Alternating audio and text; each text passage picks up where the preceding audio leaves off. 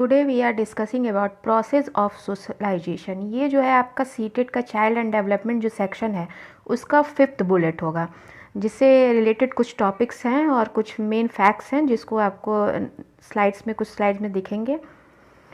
तो जो primary socialisation होता है उसमें most important process of socialisation ये होता है primary socialisation, a process where child learns the attitude, values and appropriate action to individual as a member of a particular culture। ये जो होता है इसमें प्राइमरी में जो भी प्राइमरी सोशलाइजेशन जो भी एक्टिविटीज़ होती हैं लाइक एटीट्यूड्स इसमें बच्चे सीखते हैं, वैल्यूज़ नैतिकता सीखते हैं और उनका जो पर्टिकुलर कल्चर होता है उसके बारे में जो नॉलेज जो भी पेरेंट्स होते हैं, फैमिली होता है और उनका आसपास का जो सोशल इन्वायरमेंट होता है उससे वो सीखते हैं। Mostly influenced by family and friends, और ये ज़्यादातर जो इन्फ्लुएंस होते हैं वो फैमिली और फ्रेंड्स से होते हैं। A process occurs inside the house, और ये जो प्रोसेस होता है वो ज़्यादातर जो होता है इनके घरों में होता है। मतलब ये जो प्राथमिक इनकी सामाजिकता जो होती है, सामाजिकरण, वो इनका घरों से ही स्टार्ट होता है। इसके एग्जाम्पल्स जो होंगे, मतलब इसको एक एग्जाम्पल से हम लोग समझेंगे। If a child saw her mother expressing और discriminating opinion about minority group, then that child may think this behavior is acceptable and could continue to have this opinion about minority groups। मतलब एक बच्चा जो है अपनी माँ को देखता है कि वो जो माइनॉरिटी ग्रुप है उसके प्रति भेदभाव करती है, तो बच्चा सोचने पे ये मतलब विवश होता है कि वो जो ओपिनियन है माँ का उसको क्या मैं एक्सेप्ट करना चाहिए, उसको फर्दर उसको कंटिन्यू करना चाहिए कि नहीं। नेक्स्ट जो एक एग्जाम्पल के थ्रू समझेंगे हम प्राइमरी सोशलाइजेशन को। If a child saw his father smoking a cigarette, he she might thought that this action is good और acceptable unless the parents tell to the child to not do that thing. मतलब एक तो parents जो हैं वो बच्चों को ये सब देखने या करने से भी मना करते हैं, दूसरी तरफ वो खुद स्मोक कर रहे हैं, तो वो इस चीज़ को सोचने पे विवश हो रहा है कि ये सही चीज़ है या नहीं है। तो ये प्राइमरी सोशलाइजेशन है, इसीलिए कहा जाता है कि छोटे बच्चे जो हैं उनके सामने जो है जो भी ऐसी गलत चीज़ें हैं उसको ना करें। लाइक कुछ आइडियल अगर है तो उसको ही प्रेजेंट करें और ऐसी चीज़ें उनके सामने करने से थोड़ा रुकें, ताकि जो छोटे बच्चे हैं वो एक कोरे कागज़ की तरह होते हैं, उन पर जो भी आप लिखेंगे जो भी उनके सामने करेंगे उसको वो कॉपी करते हैं, उसको सीखते हैं। सेकेंडरी सोशलाइजेशन जो होता है वो process of learning of what is appropriate behaviour as a member of smaller group within the larger society. इसमें जो मतलब बिहेवियर होता है वो छोटे ग्रुप में या पूरे एक सोसाइटी में मतलब क्या एक आइडियल बिहेवियर होता है, ये सेकेंडरी सोशलाइजेशन में हम देखते हैं। It occurs outside the home, ये घरों से बाहर जो हमारा सोशल इन्वायरमेंट होता है उससे स्टार्ट होता है। It where children and adults learn how to act in appropriate way within the situation they are in. Children must act according to the rules of his her new environment। जो भी बच्चे होते हैं वो जो act करते हैं according to उनके जो इन्वायरमेंट होता है, उसके जो भी रूल रेगुलेशंस होते हैं उसके अकॉर्डिंग ही वो वर्क करते हैं। इसका एग्जाम्पल्स हम लेंगे। Following the rules and regulations of the new environment they were in, मतलब वो जो भी इन्वायरमेंट में रहते हैं, न्यू ग्रुप ज्वाइन करते हैं या न्यू स्कूल ज्वाइन करते हैं, न्यू कॉलेज ज्वाइन करते हैं, उसमें जो भी रूल रेगुलेशन बनाए होते हैं उसके अकॉर्डिंग ये अपने आदत में उसको लाते हैं और उसके अकॉर्डिंग ये चलते हैं। Must do things appropriately when engaging to the new environment.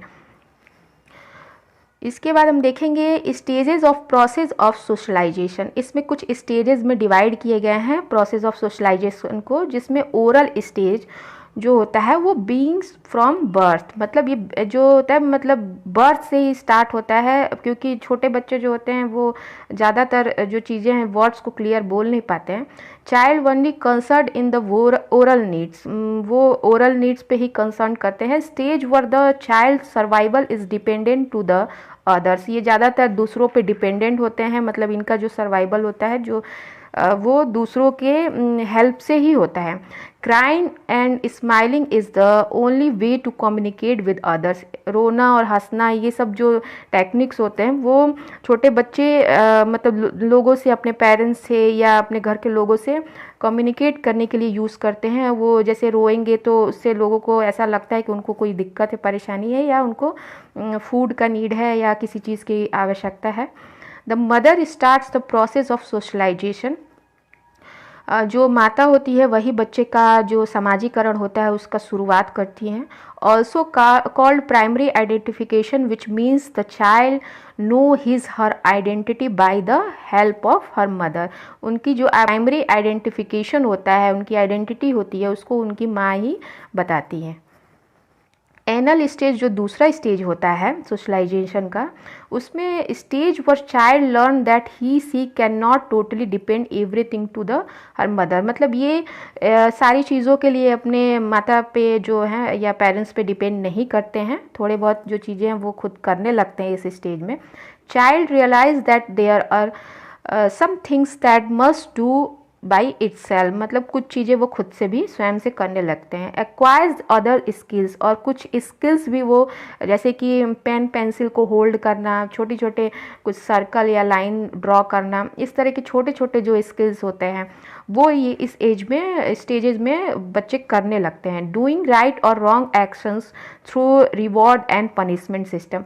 जैसे कुछ भी अगर गलत या सही काम करते हैं उस पर उनको रिवॉर्ड्स, मतलब कुछ पुरस्कार या कुछ ऐसे चॉकलेट या पेरेंट्स कुछ भी ला के दे देते हैं, टॉयज़ वॉयज़। और अगर वो कुछ गलत भी करते हैं, कुछ चीज़ें नुकसान कर देते हैं, तोड़ देते हैं, तो उनको डांट फटक भी मिलती है, एक पनिशमेंट भी मिलता है। Learn new role as a part of family. और जो भी वो फैमिली से जो न्यू रूल्स रेगुलेशंस या जो अपने आइडियल समझते हैं, किसी को भी, अपने भाई बहनों को या अपने माता पिता को, किसी को भी आइडियल समझ के उनको फॉलो करने लगते हैं। Oedipal stage, stage for child learn to identify itself and its social rule and gender. Develop Oedipus complex for boys. जो ऑडिपस कॉम्प्लेक्स होता है वो बॉयज़ के लिए होता है, और इलेक्ट्रा कॉम्प्लेक्स जो होता है वो गर्ल्स के लिए होता है। Stage for the child becomes a member of the family as whole. और ये जो चाइल्ड होता है वो मतलब पूरे फैमिली का, मतलब एक तरह से मेंबर अपने आप को मानने लगता है इस स्टेज में। लेटेंसी स्टेज जो फोर्थ स्टेज होती है, उसमें child learn to be independent in the daily routine at home. और ये इस एज में तो बच्चे काफ़ी बड़े हो जाते हैं, लाइक 10 ईयर्स क्रॉस कर जाते हैं। तो इस एज में बच्चे जो अपने डेली रूटीन के जो वर्क्स हैं, जो घर में करने वाले, वो सारे अपने स्वयं से करने लगते हैं, इंडिपेंडेंट हो जाते हैं, डिपेंडेंसी बिल्कुल भी नहीं होती है। लर्न सोशल नॉर्म्स, और जो सोशल नैतिकता है, जो भी नॉर्म्स हैं, नियम हैं, उनको ये लर्न करने लगते हैं। Always known as gang stage, इसको एक गैंग स्टेज भी कहा जाता है। जैसे कि इसमें क्या होता है, बच्चे जो होते हैं वो घरों में ना रह के ग्रुप्स में रहना पसंद करते हैं। उनको ग्रुप वर्क और ग्रुप में खेलना और ज़्यादातर अपने फ्रेंड्स के साथ रहना, ये सारी चीज़ें ज़्यादा पसंद आती हैं। Participating with group activities and group loyalties, और ग्रुप एक्टिविटीज़ और ग्रुप में अपने को लॉयल, ऑनेस्ट साबित करने के लिए हमेशा कोशिश करते रहते हैं। Sometimes against adult authority and domination. और इस एज में क्या होता है कि जो बच्चे होते हैं वो थोड़े बड़े हो जाते हैं, इस वजह से ये अपनी एडल्ट अथॉरिटी, लाइक पेरेंट्स का इन्वॉल्वमेंट या अपने बड़े भाई बहनों का इन्वॉल्वमेंट, जो अथॉरिटी होती है, घर की अथॉरिटी, घर के जो पेरेंट्स होते हैं, जो एल्डर्स होते हैं, उनकी जो बातें होती हैं उनको ना सुनने का इनके में एक बिहेवियर हो जाता है। और इनको अपने मन से चलने की थोड़ी फ्रीडम चाहिए होती है, और ज़्यादा इनको लोगों का इन्वॉल्वमेंट पसंद नहीं आता है। जो फिफ्थ एडोलेसेंस स्टेज होता है, ये 12 ईयर से स्टार्ट होता है। Start of puberty stage and continuous through teenage years. Stage of transition from childhood and maturity. मतलब ये जो स्टेज होता है ये पूरा चाइल्डहुड से लेके और मेच्योरिटी तक का जो कंसीडर किया जाता है, ये मैच्योरिटी लेवल पे बच्चे होते हैं एडोलेसेंस स्टेज में। Undergoes number of psychological changes भी होते हैं इसमें बहुत सारे। Boys and girls try to be free from parental control. मतलब ये जो पेरेंट्स का कंट्रोल होता है बच्चों पे, उससे जो लड़के लड़कियां होते हैं वो कंट्रोल से फ्री रहना चाहते हैं। They are attract to opposite sex, और ये अपोजिट सेक्स के प्रति अट्रैक्ट होते हैं इस एज में। इसको तूफान का भी एज कहा जाता है, जिसको स्टेनले हॉल ने कहा था। Interested in recreational activities, accepted greater responsibilities, और इस एज में बच्चे जो होते हैं वो ज़्यादा बड़े बड़े रिस्पॉन्सिबिलिटीज़ को एक्सेप्ट करना चाहते हैं, और अपने को एक गार्जियन के तौर पे, पेरेंट्स के तौर पे मतलब अपने आप को एक समझना चाहते हैं कि इनको बड़ी बड़ी रिस्पॉन्सिबिलिटी दी जाए। Thank you guys for watching.